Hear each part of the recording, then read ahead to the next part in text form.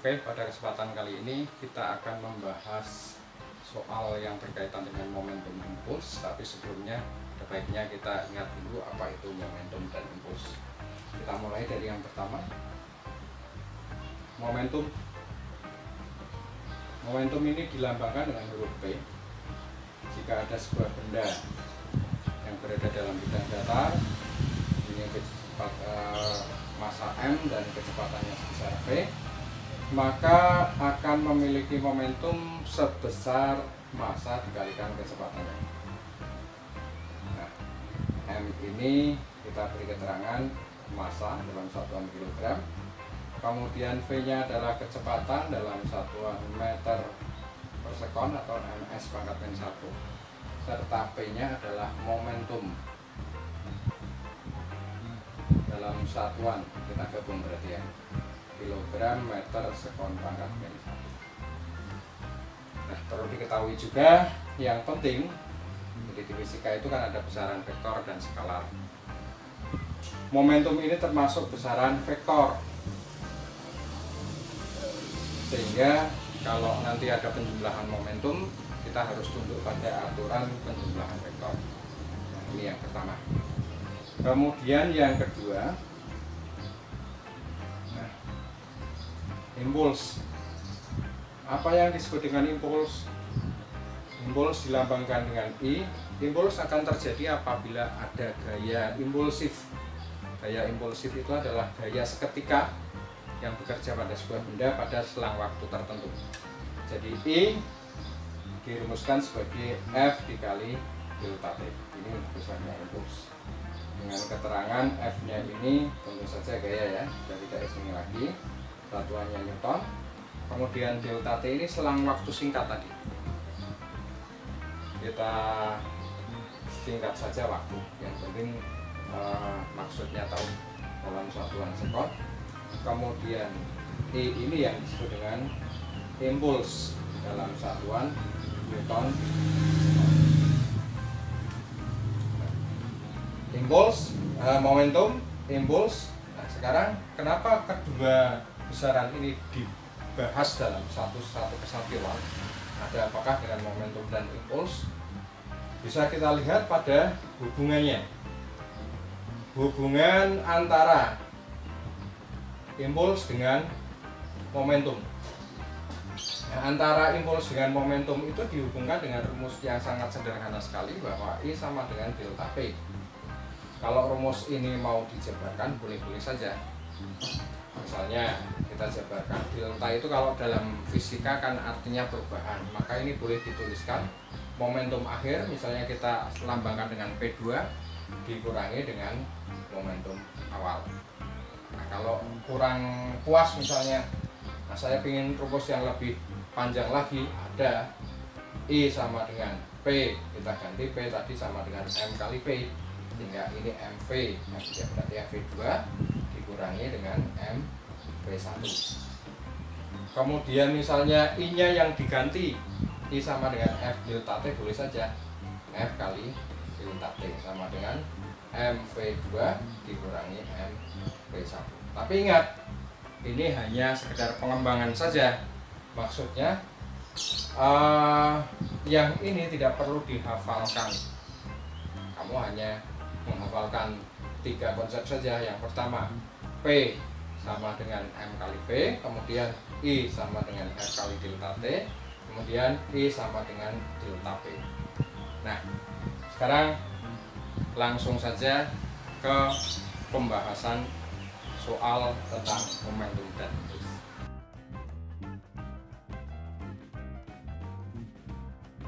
Baiklah, kita mulai dari soal yang pertama. Ada benda bermassa 3 kg bergerak ke kiri dengan kelajuan 10 meter per sekon. Benda B bermassa 7 kg bergerak ke kanan dengan kelajuan 4 meter per sekon. Disuruh menghitung berapa momentum benda A, momentum benda B, dan berapa momentum totalnya. Oke, kita kerjakan. Yang pertama A. Diketahui massa benda A-nya ada 3 kg. Kemudian kelajuan benda A-nya sama dengan 10 meter per sekon tapi ke kiri. Karena ini kecepatan besaran vektor, maka tinggal menambahkan tanda negatif min 10 meter sekon pangkat min 1.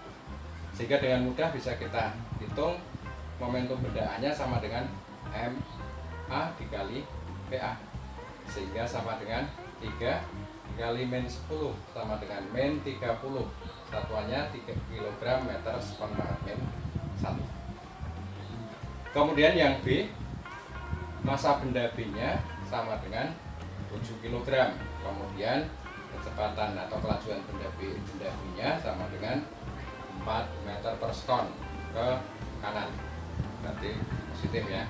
Sehingga PB-nya sama dengan MB kali PB sama dengan 7 dikali 4 sama dengan 28 kg meter sekon pangkat min 1. Sehingga yang C bisa kita kerjakan momentum totalnya. Penjumlahan, ini vektornya berlawanan arah ya, berarti langsung PA ditambah PB, sehingga PA-nya min 30 ditambah PB-nya 28, ketemu 2 negatif kilogram meter sekon pangkat min 1. Udah ya, kita lanjut nanti soal nomor 2.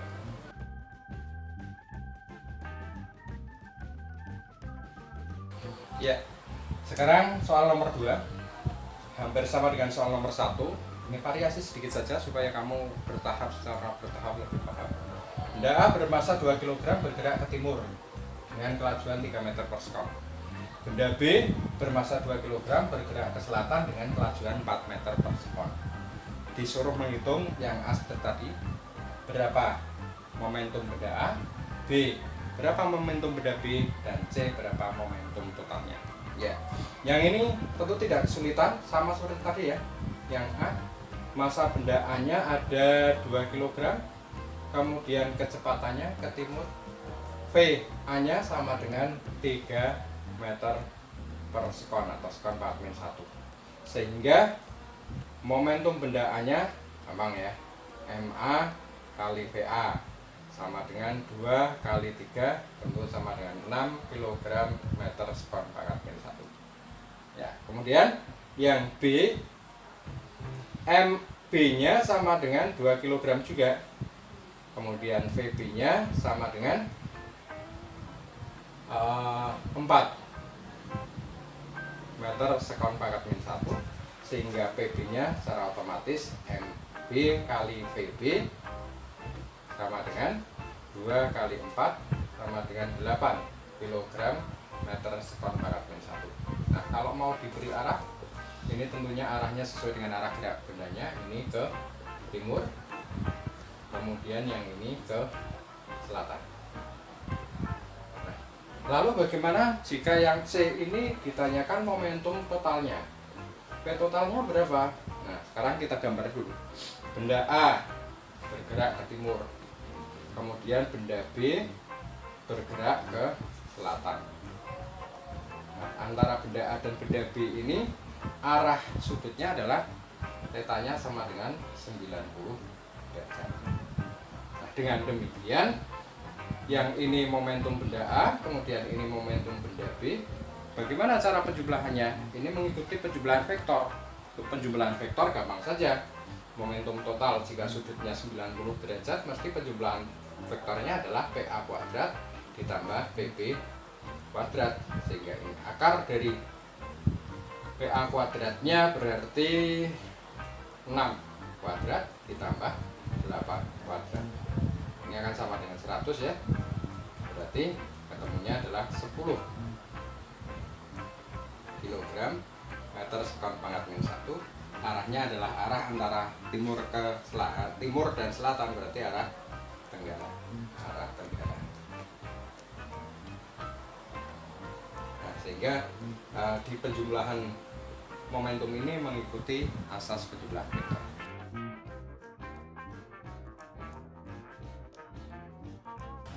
Kita lanjut dengan soal nomor 3. Bola bermassa 250 gram dipukul hingga melesat dengan kelajuan 60 meter per sekon. Jika selang waktu kontak antara pemukul dan bola 0,05 sekon, hitunglah gaya rata-rata pemukul pada bola. Nah, ada baiknya untuk mengetahui bentuk soal ini bisa kamu gambar sketch saja. Misalnya ini ada sebuah memukul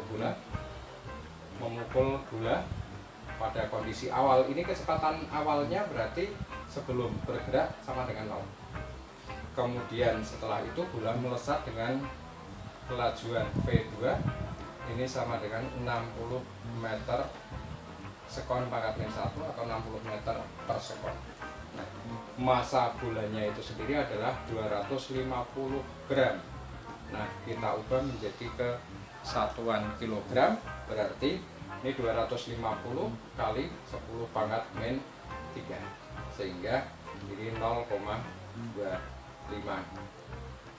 kilogram gitu ya. Nah, sekarang bagaimana konsep yang ditanamkan pada soal ini? Nah, jadi impuls yang diberikan bola, impuls yang diberikan pemukul pada bola yang sebesar I ini digunakan untuk perubahan momentum bola, yaitu I sama dengan delta P. Nah, dengan demikian I-nya kan sama dengan momentum bola kedua dikurangi momentum bola pertama, sehingga I-nya nanti, atau I-nya boleh kamu ganti dengan F kali delta T, karena di sini yang ditanyakan berapakah gaya rata-ratanya. F-nya dengan delta T yang sama dengan 0,05, berarti 5 kali 10 pangkat min 2 sekon gitu ya. Berarti F kali delta T sama dengan P2-nya kita ubah ke dalam P itu sama dengan, masih ingat ya, tadi P sama dengan M kali P, sehingga ini M kali P2 dikurangi M kali P1, sehingga akan kita dapatkan F kali delta T-nya adalah 5 kali 10 pangkat min 2 sama dengan masanya 0,25 dikalikan 60, di sini dikurangi 0,25 dikalikan 0.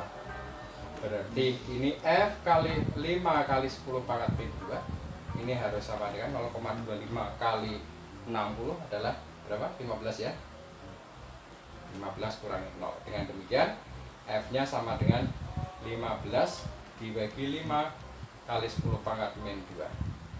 10 pangkat min 2 naik ke atas menjadi 10 pangkat 2, berarti 15 kali 10 pangkat 2 dibagi dengan 5. Ini 5-nya coret, tinggal 3 menjadi 300 Newton. Nah, ini gaya rata-rata yang diberikan pemukul pada bola. Masih mudah ya. Ya, nanti kita lanjut soal nomor 4. Ya, sekarang soal nomor 4. Ada sebuah benda bermasa 5 kg diberi gaya konstan 20 Newton. Ya, langsung diketahui saja ya. Berarti F-nya ada 20 Newton. Sehingga kecepatannya bertambah dari 8 meter per sekon menjadi 18 meter per sekon. Jadi V1-nya ada 8 meter per sekon. Kemudian V2-nya sama dengan 18 meter per sekon. Disuruh menghitung beberapa besaran. Yang A disuruh menghitung berapa perubahan momentumnya. Yang B disuruh menghitung berapa impulsnya. Yang C disuruh menghitung berapa lamanya gaya tersebut bekerja, jadi waktunya ya. Nah, kita mulai dari yang pertama. Untuk delta P mudah ya. Delta P itu adalah perubahan momentum, berarti momentum benda kedua dikurangi momentum benda pertama. Ini boleh ditulis M kali V2 dikurangi M kali V1. Kalau kamu ingin meringkas rumus ini menjadi M dikali dalam kurung V2 kurangi V1 juga boleh. Sehingga ini nanti akan ketemu M-nya sama dengan 5 kg, kemudian V2-nya 18 dikurangi 8 menjadi 5 kali 10 sama dengan 50 kg meter sekon pangkat min 1. Yang A. Kemudian yang B ditanya impuls. Nah, ini pertanyaannya sangat mendasar, karena impuls itu kan sama dengan perubahan momentum. Tadi kita sudah menghitung perubahan momentum, sehingga gampang saja impulsnya berarti sama dengan delta P-nya tadi ketemu 50. Nah, ini kayak yang kadang-kadang membuat siswa bingung, tapi ini gampang Newton sekon. Kemudian yang C ditanyakan berapakah delta T selang waktu persentuhan. Ini juga gampang kalau kita lihat pengertian impuls itu sama dengan F kali delta T.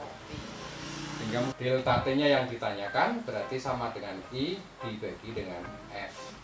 Berarti delta T-nya sama dengan I-nya tadi 50 dibagi dengan F-nya ada 20. Berarti ini sama dengan 2,5 skor. Cukup gampang juga ya.